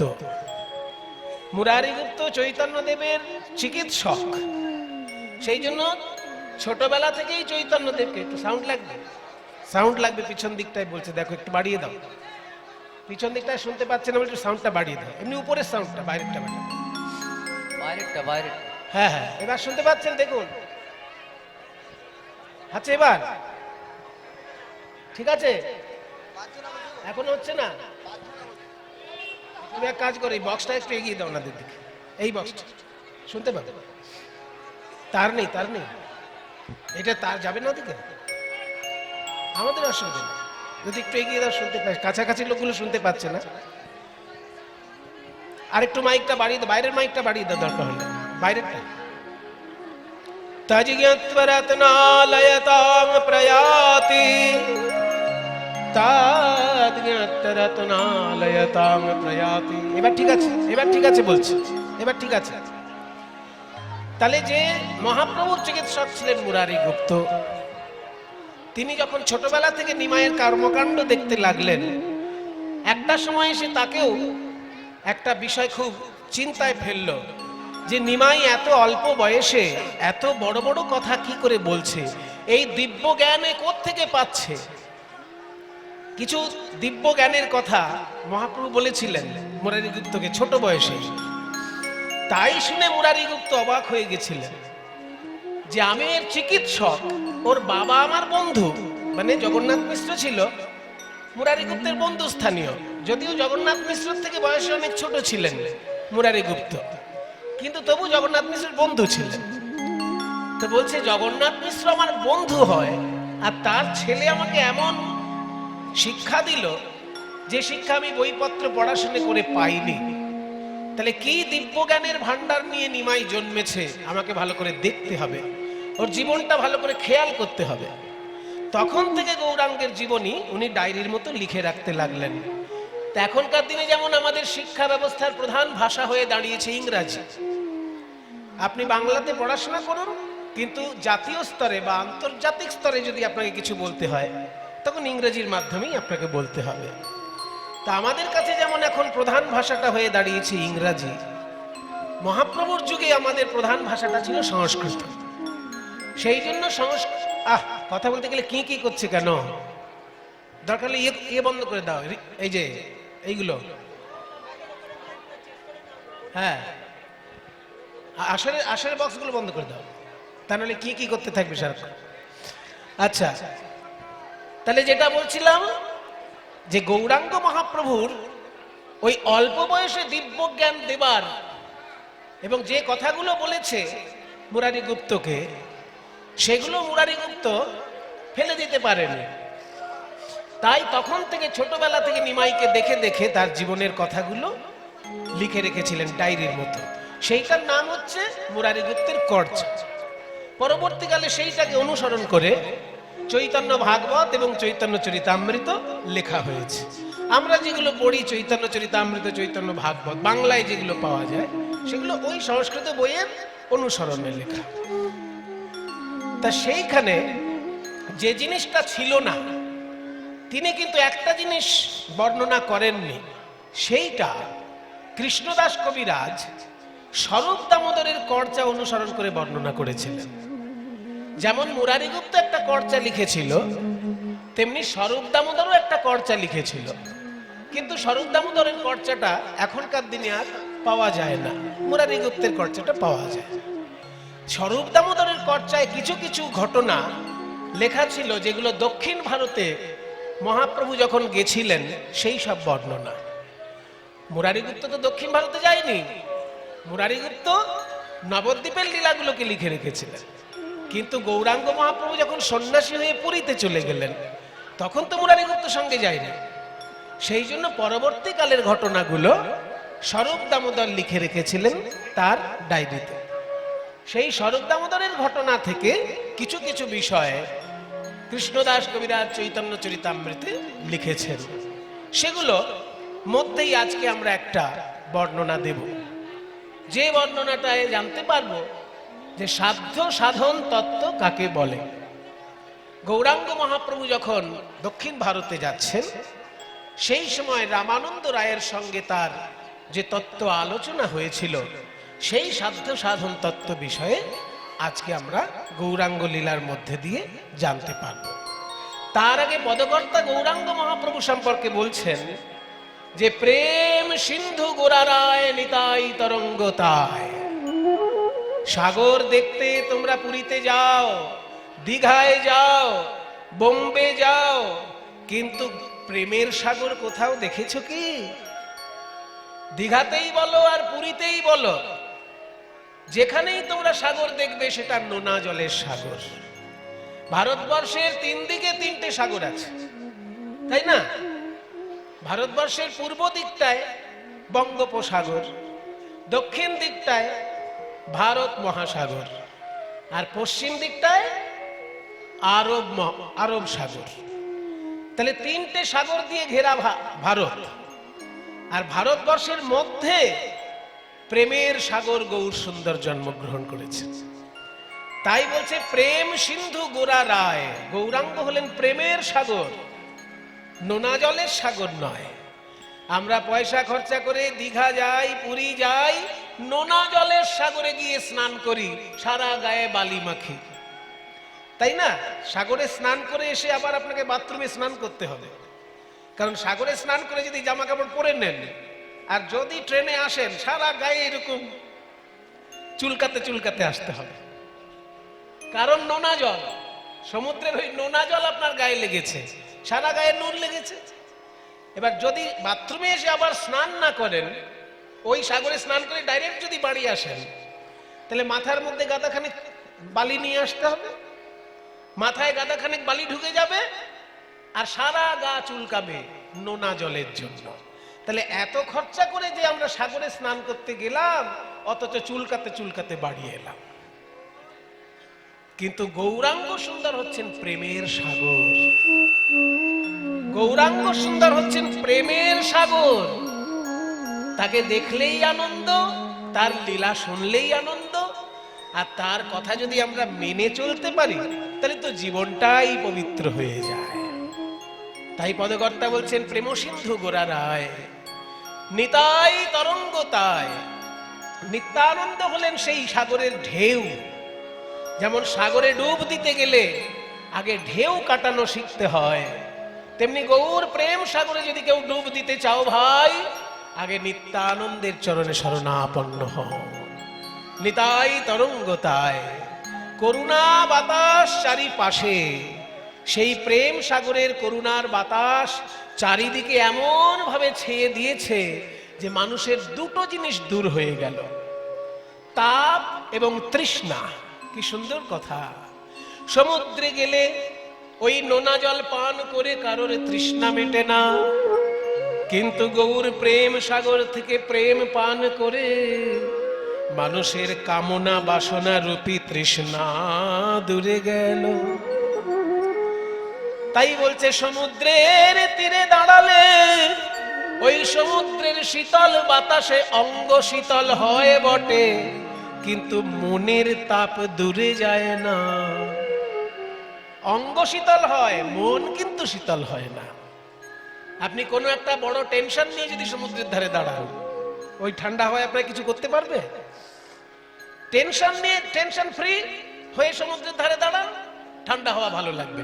কিন্তু বিরাট বড় একটা টেনশন নিয়ে, মনে কোন কারোর কারখানার মালিক, তার কারখানাটায় আগুন ধরে গেছে, এবার সেই লোকটা কি সমুদ্রের ধারে দাঁড়ালে ঠান্ডা বাতাসে আনন্দ পাবে? কাজেই মনে যদি কারোর তাপ থাকে, সে সমুদ্রের ধারে দাঁড়ালেও তার ওই ঠান্ডা বাতাসে কোনো কাজ হবে না। কিন্তু গৌরাঙ্গ প্রেম সাগর এমন সাগর যে তার সান্নিধ্যে যদি কেউ আসে, তার মনে যতই তাপ থাক, সেই তাপ তার দূরীভূত হয়ে যায়। আমাদের তাপ কত রকমের হয়? শাস্ত্র বলছে 3 রকমের তাপ হয়, আধি ভৌতিক, আধি দৈবিক এবং আধি আত্মিক। আধি ভৌতিক, আধি দৈবিক, আধি আত্মিক, 3 রকমের তাপ হয়। আধি দৈবিক তাপ কোনগুলো? এই যে দৈব দুর্বিপাক জনিত যেসব দুঃখ কষ্ট, মনে করুন কোনো বছর বেশি বৃষ্টি হয়ে গেল, চাষির ক্ষতি হয়ে গেল। আবার কোনো বছর বৃষ্টি হলোই না, চাষির ক্ষতি হয়ে গেল। তাহলে অতিবৃষ্টি, অনাবৃষ্টি, এই যে দৈব দুর্বিপাক জনিত যেসব কষ্ট, এগুলোকে বলা হয় আধি দৈবিক জ্বালা। আর জীবজন্তুর জন্য আমাদের যে কষ্ট পেতে হয় তাকে বলে আধি ভৌতিক জ্বালা। মনে করুন কাকে সাপে কামড়ালো, ব্যাস সারা গায়ে তার বিষ ছড়িয়ে গেল, মৃত্যুও হতে পারে। তাহলে একটা সাপের জন্য একজনকে মরতে হলো। সাপ তো তবু একটা বড় জন্তু, মশা কামড়ালে লোকে মরে যায়। মশা কামড়ে যদি কারোর ম্যালেরিয়া হয় বা ডেঙ্গু হয়, ঠিক ঠিক চিকিৎসা যদি তার না হয়, মশার কামড়েও মৃত্যু হতে পারে। তাহলে একটা সামান্য মশার জন্য আমাদের মরে যেতে হচ্ছে, সাপ তো অনেক বড় ব্যাপার। তাই জীবজন্তুর জন্য যে কষ্ট হয় তাকে বলে আধি ভৌতিক জ্বালা। দৈব দুর্বিপাক জনিত যে কষ্ট হয় তাকে বলে আধি দৈবিক জ্বালা। আর প্রত্যেকটি মানুষের যে ব্যক্তিগত কষ্ট আছে, কারোর বাবা মারা গেছে কষ্ট পাচ্ছে, কারোর মা মারা গেছে কষ্ট পাচ্ছে, কারোর স্ত্রী মারা গেছে কষ্ট পাচ্ছে। মা মরে যাওয়ার কষ্ট আর স্ত্রী মরে যাওয়ার কষ্ট তো এক রকমের নয়, দুজনের কষ্ট আলাদা, কিন্তু তার ব্যক্তিগত কষ্ট। এই যে ব্যক্তিগত কষ্ট, এগুলোকে বলে আধি আত্মিক জ্বালা। আধি দৈবিক, আধি ভৌতিক, আধি আত্মিক, এই তিন রকমের জ্বালা যন্ত্রণা নিয়ে আমরা বাস করি। কিন্তু গৌরাঙ্গ মহাপ্রভু রূপী প্রেম সাগরের সান্নিধ্য যদি আমরা পাই, এই তিন জ্বালা থেকেই কষ্ট পাবো, কষ্ট থেকে দূরে থাকবো। তাই পদকর্তা বলছেন, তাপতৃষ্ণা সবার নাশে, ওই তাপতৃষ্ণা সবার নাশে, তাপতৃষ্ণা সবার নাশে। প্রাকৃত সমুদ্রের তীরে দাঁড়ালে তাপ দূর হয় বটে, কিন্তু মনের তাপ দূর হয় না। কিন্তু গৌরাঙ্গ প্রেম সাগরের তীরে দাঁড়িয়ে দেখো, সকল জ্বালা জুড়াবে, সকল জ্বালা জুড়াবে। ওই বদন পানে চেয়ে দেখো, সকল জ্বালা জুড়াবে।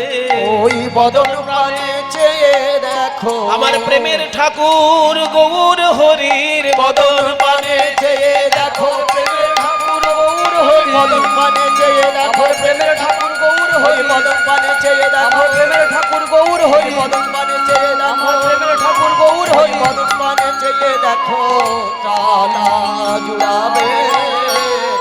ওই তাপতৃষ্ণা সবার নাশে, প্রেম উথলিয়া পড়ে, তাপতৃষ্ণা সবার নাশে। তাই বলে ভাই রে আমার, নিতাই চৈতন্য দয়াময়,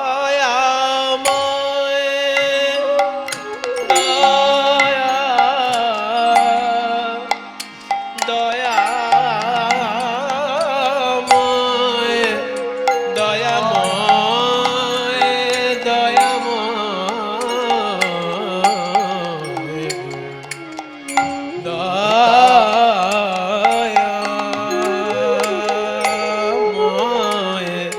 চৈতন্য দয়াময়,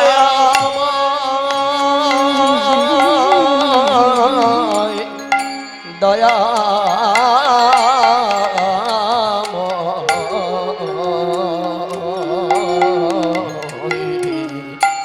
নিতাই চৈতন্য দয়াময়।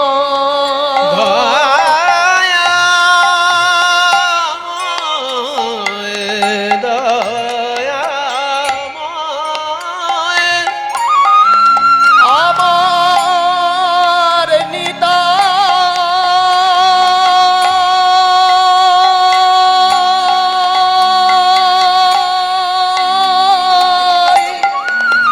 একটু কম। দয়াল নিতাই,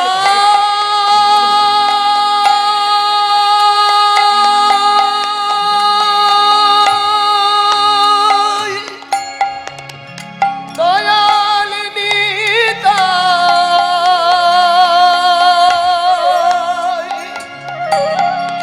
দয়ার সীমানা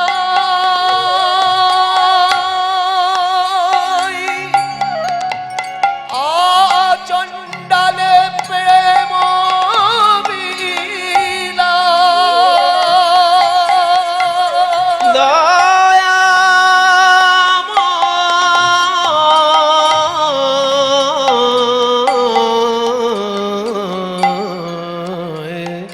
চৈতন্য দয়াময়, দয়াময় গো নিতাই চৈতন্য দয়াময়, দয়াময় গো নিতাই চৈতন্য দয়াময়। গৌরাঙ্গ মহাপ্রভু যদি প্রেমের সাগর হয়, তাহলে সেই প্রেম সাগরের হাঁস কারা? হাঁস ভক্ত হংস চক্রবাকে,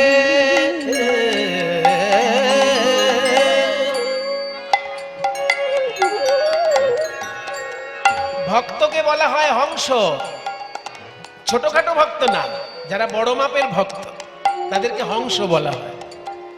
যেমন রামকৃষ্ণ, তারপর কি বলা হয়? পরমহংসদেব। রামকৃষ্ণ পরমহংসদেব। পরমহংস মানে কি? পরম মানে সেরা, হংস মানে হাঁস, সেরা হাঁস, বড় ধরনের হাঁস। তাদের একটা আলাদা গুণ থাকে, দুধে আর জলে মিশিয়ে দিলে তারা দুধের সার অংশ গ্রহণ করে জলীয় অংশ ত্যাগ করতে পারে। ঠিক তেমনি যারা বড় মাপের ভক্ত হয় তাদেরকে নিত্য বস্তু আর অনিত্য বস্তু মিশিয়ে দিলে তারা নিত্য বস্তু গ্রহণ করে, অনিত্য বস্তু ত্যাগ করে। ভক্ত হংস চক্রবাকে, ভক্ত হংস চক্রবাকে, পিব পিব বলি নাকে ডাকে, ভক্ত হংস চক্র বাকে, প্রেম পিব পিব বলি ডাকে।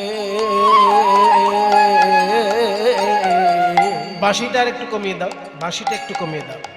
দিন রাত প্রেম পান করে তবু তাদের পিপাসা মেটে না, দিবানিশি প্রেম পান করেও পিপাসা মেটে না। দিন রাত প্রেম পান করে তবু পিপাসা মেটে না। হাঁসগুলো দেখবেন পুকুরে কেমন করে, ডুব দিল আবার উঠলো, ডুব দিল আবার উঠলো, ডুব দিল আবার উঠলো। এতবার ডুব দিচ্ছে তবু আশা মিটছে না, দিন রাত ডুবছে তবু আশা মিটছে না। এই প্রেমের সাগর হলো এমন সাগর। ওই যে একটা ছড়া আছে না, যোগীর চিন্তা জগন্নাথ, ফকিরের চিন্তা মক্কা, আর ধনীর চিন্তা ধন, আর ৯৯ ধাক্কা। মানে যোগী চিন্তা করে কি করে আমি জগন্নাথ দর্শন করব, তার রথের দড়ি ধরে টানবো, আমার জীবন ধন্য হবে। আর ফকির বাবা যদি ১ টাকা ভিক্ষা পায়, ৮ আনা খরচা করে আর ৮ আনা জমিয়ে রাখে, জীবনে একবার যাতে মক্কায় যেতে পারে হজ করার জন্য। চলুক তার চলুক, যাতে জীবনে একবার মক্কায় যেতে পারে হজ করার জন্য ফকির বাবা। সেই জন্য যোগীর চিন্তা জগন্নাথ, ফকিরের চিন্তা মক্কা, আর ধনীর চিন্তা ধন। যারা টাকা পয়সা ভালোবাসে বাবা, তাদেরও জগন্নাথেও অত ইন্টারেস্ট নেই আর মক্কাতেও অত ইন্টারেস্ট নেই। সকাল দুপুর রাত্রির শুধু টাকা কামাচ্ছে, টাকা কামাচ্ছে। এইরকম যারা আছে তাদের অবস্থা কি হয় জানো? ৯৯ ধাক্কা। মানে তাদের ৯৯ কখনো ১০০ হতে চায় না। যারা অর্থ ছাড়া আর কিছু চেনে না, যাদেরকে পয়সা পিশাচ বলা হয়, তারা ৯৯ কোনোদিন ১০০ করতে পারে না। মানে ১০ লক্ষ টাকা জমলেও তাদের কম মনে হয়, ১০ কোটি টাকা জমলেও কম মনে হয়। যতই টাকা তার জমুক তার কম বলে মনে হয়। এটাকে বলে ৯৯ ধাক্কা। অর্থাৎ তাদের ৯৯ কখনো ১০০ হতে চায় না। প্রাকৃত জগতে ধনী যারা, তাদের যেমন ৯৯ ১০০ হতে চায় না, তেমনি প্রেম ধনে ধনী যারা, তাদেরও ৯৯ ১০০ হতে চায় না। দেখবেন যারা কৃষ্ণ ভক্ত প্রতি বছর বৃন্দাবন যাচ্ছে, বলছে এবার বড় গরম পড়েছে, এবারও যাবেন বৃন্দাবন? বলে হ্যাঁ, যতই গরম পড়ুক আমি বৃন্দাবন যাব। এবার খুব ঠান্ডা পড়েছে, যতই ঠান্ডা পড়ুক আমি বৃন্দাবন যাব। নাকি প্রতি বছর বৃন্দাবন যাচ্ছে, তবু বৃন্দাবন না গেলে তার ভালো লাগে না। ওই যে ৯৯ কখনো ১০০ হতে চায় না। প্রতিদিন নাম জপ করছে, তবু নাম জপ না করলে তার ভালো লাগে না। ৯৯ কখনো ১০০ হতে চায় না। দিবানিশি প্রেম পান করে, তবু পিপাসা মেটে না, মেটে না, মেটে না, মেটে না, না না না না না গো। ভাইয়া বঞ্চিত কেন হয়, কেন হয় গো? পাইয়া বঞ্চিত কেন হয়, কেন হয়? আমার নিতাই চৈতন্য দয়াময়। গমপদ ধ ধ ধনি নি ধনি নি ধনি ধনি ধনি নি ধপ, গমপদ নি নি নি নি নি নি নি নি নি নি। যেটা যেটা বলবো সেটা সেটা বাজবে। গামাপাধা নি নি নি, নিসা নিসা সা সা সা, সর সর নিসা নিস ধনি ধনি পদ পদ মপ মপ মগ, সা গা মা পা নি দা সা, সা গা মা পা নি দা সা, সা গা মা পা নি দা সা, রে সা নি দ প ম গ। আমার নিতাই চৈতন্য দয়াময়, দয়াময় গো। পাইয়া বঞ্চিত কেন হয়, হয় গো। আমার নিতাই আমার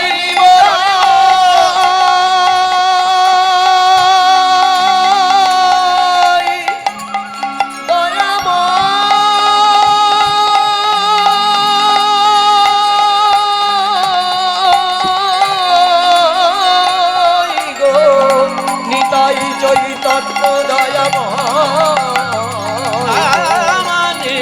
চৈতন্য দয়াময়, দয়াময়, দয়াময়, দয়াময়, চৈতন্য দয়াময় ময় গো, নিতাই চৈতন্য দয়াময়।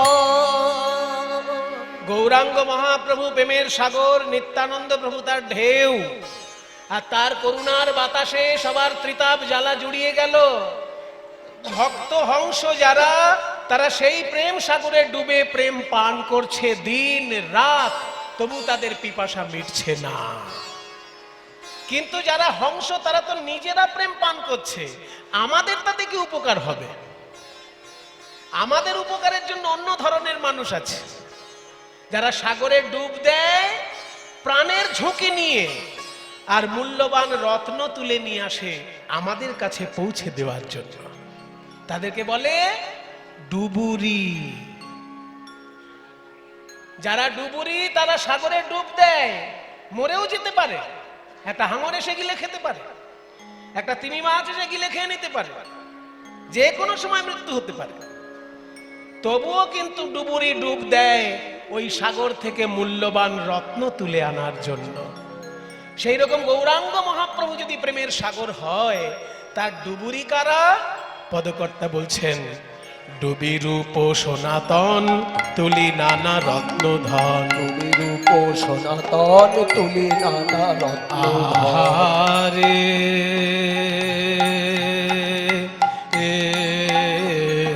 ডুবি রূপ সনাতন তুলি নানা, আহারে ডুবি রূপ সনাতন তুলি নানা রত্ন ধন। যতনে বড় যতনে গাঁথিল তার মালা, বড় যতনে গাঁথিল তার মালা। ভক্তি রূপে আহা ভক্তি সূত্রে গ্রন্থি করি লহজীব কণ্ঠে পড়ি। আহা ভক্তি সূত্রে গ্রন্থি করি লহজীব কণ্ঠে পড়ি। দূরে যাবে, বেড়ে যাচ্ছে, দূরে যাবে ত্রিতাপের জ্বালা। আহা ভক্তি সূত্রে গ্রন্থি করি লহজীব কণ্ঠে পড়ি। দূরে যাবে ত্রিতাপের জ্বালা। যদি গৌরাঙ্গ মহাপ্রভুর প্রেমের সাগর হন, তাহলে তার ডুবুরি হচ্ছে রূপ সনাতনের মতন যারা অন্তরঙ্গ পার্ষদ। এরা গৌরাঙ্গ প্রেম সাগরে ডুবে কি রত্ন তুলে আনলো? চুনি পান্না, চুনি পান্না তুলে আনলো না প্রবাল মুক্ত তুলে আনলো? সমুদ্রের মধ্যে প্রবাল পাওয়া যায়, মুক্ত পাওয়া যায়। তাহলে প্রবাল মুক্ত চুনি পান না, ওগুলো তো সাধারণ ডুবুরি পারে। সাধারণ ডুবুরি যেটা পারে না রূপ সনাতন সেটা করেছে। সেটা কি? গৌরাঙ্গ প্রেম সাগরে ডুবে তারা মূল্যবান সিদ্ধান্ত রূপী রত্ন তুলে এনেছে। ভক্তি সিদ্ধান্ত রূপী রত্ন তুলে এনে তাই দিয়ে মালাও গেঁথে রেখেছে। আরে ভক্তি সূত্র গ্রন্থি করি, লহজীব কণ্ঠে পড়ি, দূরে যাবে ত্রিতাপের জ্বালা। ভক্তিরূপী সিদ্ধান্ত রত্ন তুলে এনে তাই দিয়ে মালা গেঁথেছে কে? রূপ গোস্বামী, সনাতন গোস্বামীর মতন যারা ডুবুরি।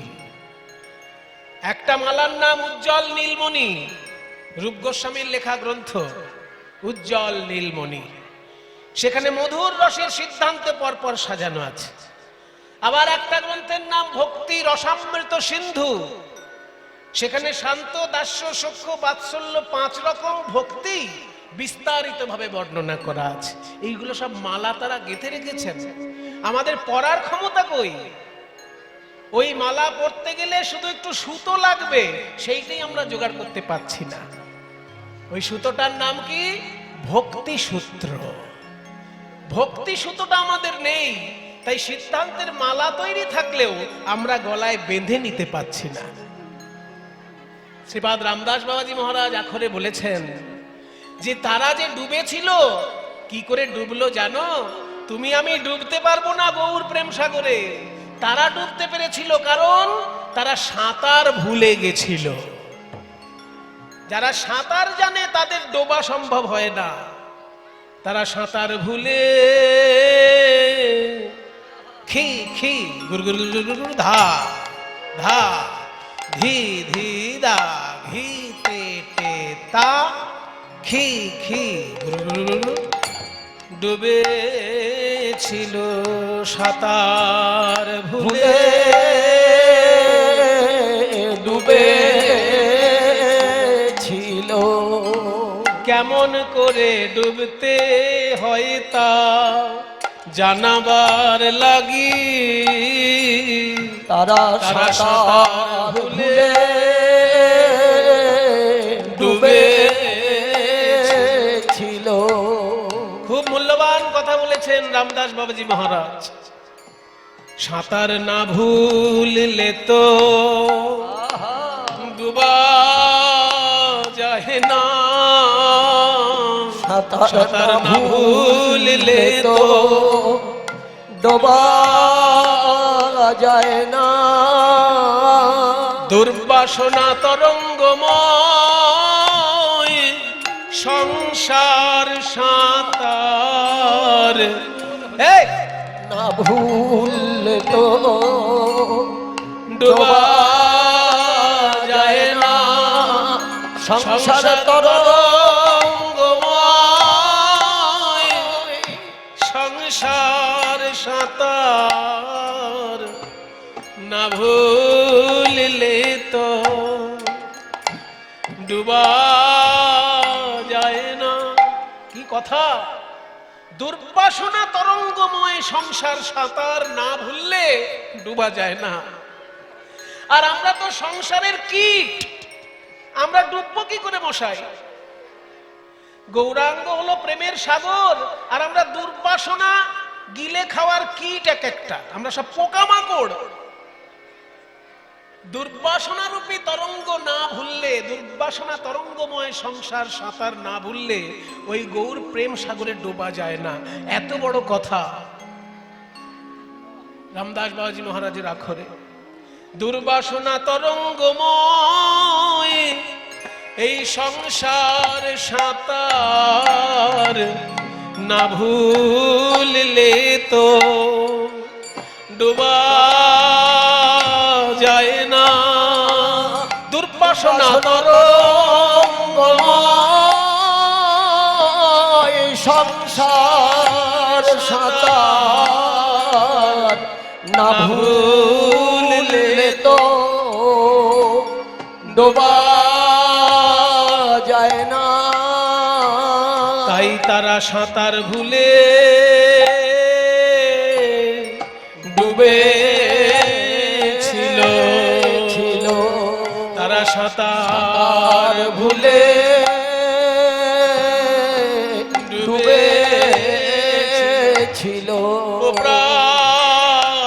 গৌরাঙ্গ যা তুমি যা করো বলে তারা সাঁতার ভুলে ডুবেছিল ওহে প্রাণ গৌরাঙ্গ যা করো বলে আমরা তো মার ধেনা হলাম গৌরাঙ্গ যা করো করো বলে আমরা তো মার হলাম ওই গৌরাঙ্গ যা করো বলে আমরা তো মার হলাম গৌরাঙ্গ যা করো বলে আমরা তো মার হলাম গৌরাঙ্গ গৌরাঙ্গ যা করো বলে তারা তারা সাঁতার ভুলে ডুবে ছিল ডুবি রূপ সনাতন তুলি নানা রত্নধন জগতে যতনে গাঁথিল তার মালা ভক্তি সূত্রে গ্রন্থি করি লহজীব কণ্ঠ পরি দূরে যাবে ত্রিতাপের জ্বালা সেই ডুবুরি যারা ছিল তাদের মধ্যে আরেকজন হচ্ছে রামানন্দ রায় তার কথাই আজকে আমরা শুনছি এইবার বলা হচ্ছে গৌরাঙ্গ মহাপ্রভু যদি প্রেমের সাগর হয় তাহলে সেখানে কি কোনো ফুল ফুটেছিল? যেমন আমরা দেখি সুন্দর সরোবরে পদ্ম ফুল ফোটে, শালুক ফুল ফোটে, তেমনি গৌরাঙ্গ সাগরে কি কোনো ফুল ফুটেছিল? বলে হ্যাঁ ভাই, একটা এমন ফুল ফুটেছিল আজ অব্দি তার শোভা নষ্ট হয়নি, দিন রাত সেই ফুল প্রস্ফুটিত রয়েছে। সেই ফুলটার নাম কি জানো? সংকীর্তন ফুল। এই সংকীর্তন রূপে ফুল ওই গৌরাঙ্গ প্রেম সাগরে প্রস্ফুটিত হয়েছিল। লীলারস সংকীর্তন বিকশিত পদ্মবন, লীলারস সংকীর্তন বিকশিত পদ্মবন, লীলারস সংকীর্তন বিকশিত পদ্মবন, লীলারস সংকীর্তন বিকশিত পদ্মবন, জগৎ ডুবিল যার বাসে রে। লীলারস সংকীর্তন বিকশিত পদ্মবন, জগৎ ডুবিল যার বাসে রে। ফুটিল কমলবন মাতিল ভ্রমরগণ, আরে ফুটিল কমলবন মাতিল ভ্রমরগণ, পাইয়া বঞ্চিত কৃষ্ণ দাসে। আরে ফুটিল কমলবন মাতিল ভ্রমরগণ, পাইয়া বঞ্চিত কৃষ্ণ দাসে। ভাগ্যবান পদকর্তা কৃষ্ণদাস বলছেন, গৌরাঙ্গ রূপী প্রেম সাগরে এই লীলা সংকীর্তন রূপী পদ্ম ফুল প্রস্ফুটিত হলো বটে, কিন্তু আমার মন ভ্রমর এমন দুষ্ট ভ্রমর, এমন দুষ্ট ভ্রমর আমার এই মন ভ্রমর, যে ওই সংকীর্তন রূপী পদ্ম ফুলের মধু পান না করে কোথাকার কেতকী ফুলের মধু পান করতে গেছে। আর কেতকী ফুলের মধু পান করতে গিয়ে কি হয়েছে? মধু তো পেলই না, কেতকী গাছের ওই কাঁটার খোঁচা খেয়ে তাকে ঘুরে বেড়াতে হচ্ছে। আমার মন ভ্রমরা মাতলো না রে, কি কি আমার মন ভ্রমরা মাতলো না রে। লীলা রস সংকীর্তন কমল ফুটলো বটে, আমার মন ভ্রমরা মাতলো না রে। লীলা রস সংকীর্তন কমল ফুটলো বটে, আমার মন ভ্রমরা মাতলো না রে। প্রেম মধু পিয়ে ধন্য হতো কীর্তন কমলেতে মাতলো না রে। প্রেম মধু মধু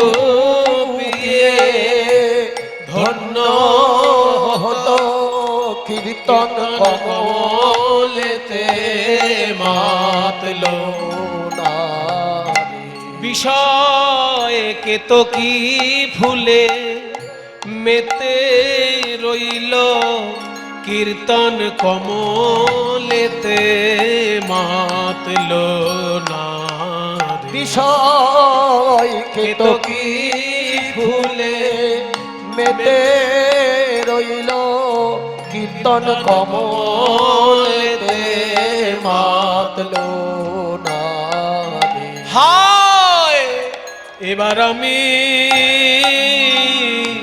বঞ্চিত হলাম হায় এবার আমি বঞ্চিত হলাম এমন করুণা সিন্ধু অবতারে এবার আমি বঞ্চিত হলাম এমন করুণা সিন্ধু অবতারে এবার আমি বঞ্চিত হলাম বলে আমি কেবল বঞ্চিত হলাম আমি কেবল বঞ্চিত হলাম আমি প্রেম পেতে রইলাম বাকি আমি প্রেম পেতে রইলাম বাকি আমি প্রেম পেতে রইলাম বাকি আমি প্রেম পেতে রইলাম বাকি শ্রী গুরু বৈষ্ণবে দিয়ে ফাঁকি হৃদয় রইলাম বাকি গুরু বৈষ্ণবে দিয়ে ফাঁকি প্রেম পেতে রইলাম বাকি গুরু বৈষ্ণবে দিয়ে ফাঁকি প্রেম পেতে রইলাম বাকি গুরু বৈষ্ণবে দিয়ে আমি ফাঁকি প্রেম পেতে রইলাম বাকি গুরু বৈষ্ণবে দিয়ে আমি প্রেম পেতে রইলাম বাকি গুরু বৈষ্ণবে দিয়ে আমি প্রেম পেতে রইলাম বাকি এবার আমি বঞ্চিত হলাম তাই ফুটিল কমলবন মাতিল ভ্রমরগণ পাইয়া বঞ্চিত কৃষ্ণ দাসে রে এ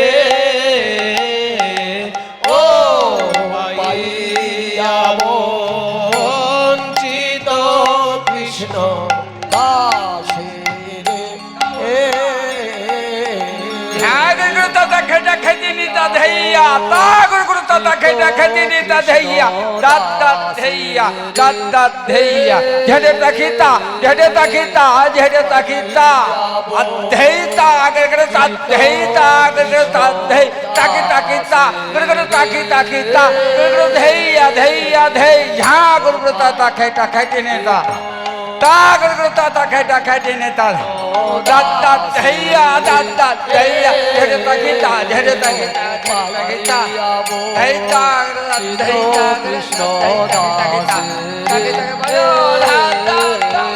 ও পাইয়া বঞ্চিত কৃষ্ণ দাসে রে हो खिटा धैया धना धैया ओ तेरे खिटा नागे धना धैया ओ तेरे खिटा नागे धना धै गुता छान तछान तछन तछन तखिटा तखिट तखिटा तखिट तखिट धै धै धै धात तखिट तखिट तखिट तखिटा धरे खिटा धै तखिटा धरे खिटा घेर के घेरा तन तखिट तखिट धात तखिटा तखिट धात শীত কৃষ্ণ ও পাইয়া বঞ্চিত কৃষ্ণ দাসে রে পাইয়া বঞ্চিত কৃষ্ণ দাসে রে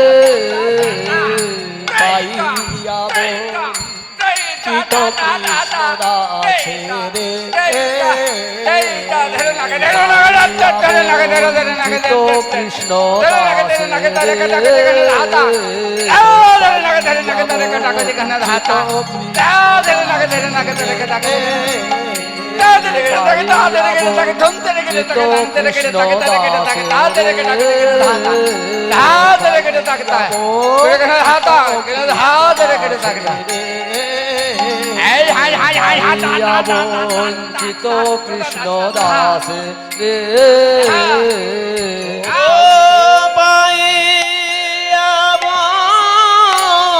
চিত কৃষ্ণ বঞ্চিত কৃষ্ণ দাস রে ও পাইয়া বঞ্চিত কৃষ্ণ দাসে রে ও পাইয়া বঞ্চিত কৃষ্ণ দাসে রে ও পাইয়া বঞ্চিত কৃষ্ণ দাসে রে পাইয়া বঞ্চিত কৃষ্ণ দাস রে ও পাইয়া বঞ্চিত কৃষ্ণ দাস রে বিদায় গৌর হরি বল, গৌর হরি বল। দাস রে পাইয়া বঞ্চিত কৃষ্ণ দাসে রে পাইয়া বঞ্চিত কৃষ্ণ দাস রে পাইয়া বঞ্চিত কৃষ্ণ দাসে রে পাইয়া বঞ্চিত কৃষ্ণ দাস রে পাইয়া বঞ্চিত কৃষ্ণ দাস রে পাইয়া বঞ্চিত কৃষ্ণ দাস রে পাইয়া বঞ্চিত কৃষ্ণ দাস রে পাইয়া বঞ্চিত কৃষ্ণ দাস রে পাইয়া বঞ্চিত কৃষ্ণ দাস রে পাইয়া বঞ্চিত কৃষ্ণ দাস রে ও পাইয়া বঞ্চিত কৃষ্ণ দাস রে পাইয়া বঞ্চিত কৃষ্ণ দাস রে পাইয়া বঞ্চিত কৃষ্ণ দাস রে পাইয়া বঞ্চিত কৃষ্ণ দাসে রে ও পাইয়া বঞ্চিত কৃষ্ণ দাস রে পাইয়া বঞ্চিত কৃষ্ণ দাস রে পাইয়া বঞ্চিত। তাহলে চলুন আমরা পুরীধামে যাই একবার। পুরীধাম থেকে মহাপ্রভু দক্ষিণ ভারতে যাচ্ছেন, তাই পুরীধামে একটু জগন্নাথকে প্রণাম করি, তারপর মহাপ্রভুর সঙ্গে দক্ষিণ ভারতে আমরা যাব। জগন্নাথ স্বামী নয়ন পথ গামী ভবতু মে জগন্নাথ স্বামী নয়ন পথগামী ভব জগন্নাথ স্বামী নয়ন পথগামী ভব তুমে জগন্নাথ স্বামী নয়ন পথগামী ভব তুমে কদাচিৎ কালিন্দিতটো সঙ্গীত তরলো মুদাভিরেনারিবদন কমলস্বাদ মধুপ रमा शंभु ब्रह्मामरपति गणेशार्चित पदो जगन्नाथ स्वामी नयन पथगामी भव तुमे जगन्नाथ स्वामी नयन पथगामी भव तुमे महाम्बुधे कनकरुचिरे नीलशिखरे वसन् प्रासादान्तः सहजबलभद्रेण बलिना सुभद्रा मध्यस्थो सकलदेवसेवावतारो শরদো জগন্নাথ স্বামী নয়ন পথগামী ভবতু মে জগন্নাথ স্বামী নয়ন পথগামী ভবতু মে। জগন্নাথ দর্শন করলেন মহাপ্রভু, কিন্তু রথযাত্রার জন্য অপেক্ষা করলেন না।